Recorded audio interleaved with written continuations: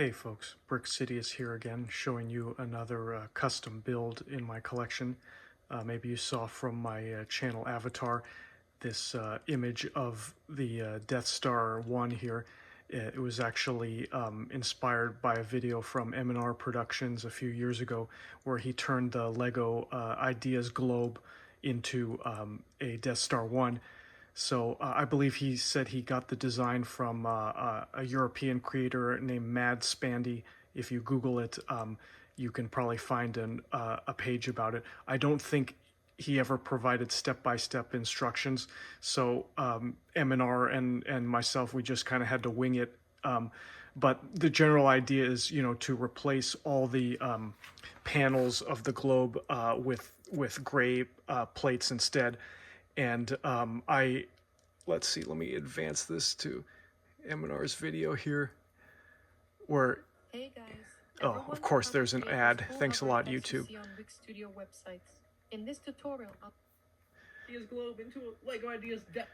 Yeah, so you can kind of see the before and after, but some limitations of the original design was you could tell the gray plates are kind of bare and you know, no details. It kind of looks artificial and boring to me. And then also the main energy weapon, the dish for it kind of protrudes out of the globe surface, which of course the real Death Star didn't do. It had a recessed dish.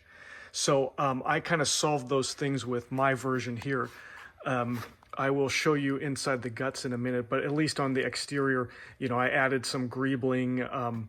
I tried to kind of, you know, look at photos from the movie and see what was feasible.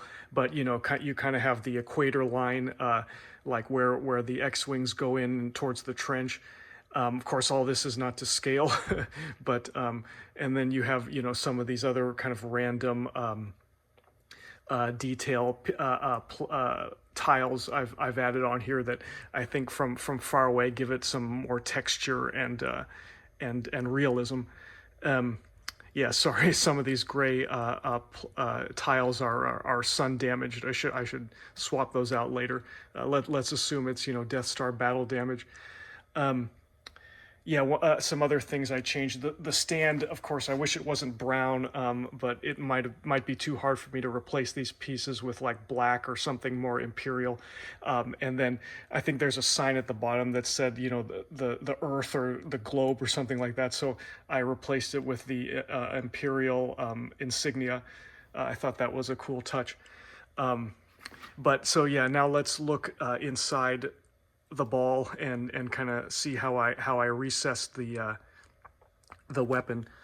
I don't know if you can tell here, but yeah, so inside is hollow, and it's kind of like the UCS Death Star 2. If you've had the fortune of building that one, I know it's pretty rare and expensive, but you know, there's like central axes, horizontal and vertical, and then kind of ribs that are behind these plates that kind of provide the wireframe spherical support, and then you just connect the plates to the frame. But in this case, you know, the Technic pieces that provide the frame are really close to the surface, so there's no room to recess the energy weapon. So what I had to do was just remove the wire, the rib here, the Technic axles that kind of support this side. So it's a little more fragile, but I think you get the cool, you know, recessed effect of the dish. So and then, you know, we have these little pieces here that I will kind of put into the hole here. I'll stop the video and then show you kind of what it looks like in the end. And then, you know, some other areas to try to improve was, you know, add some small, you know, cheese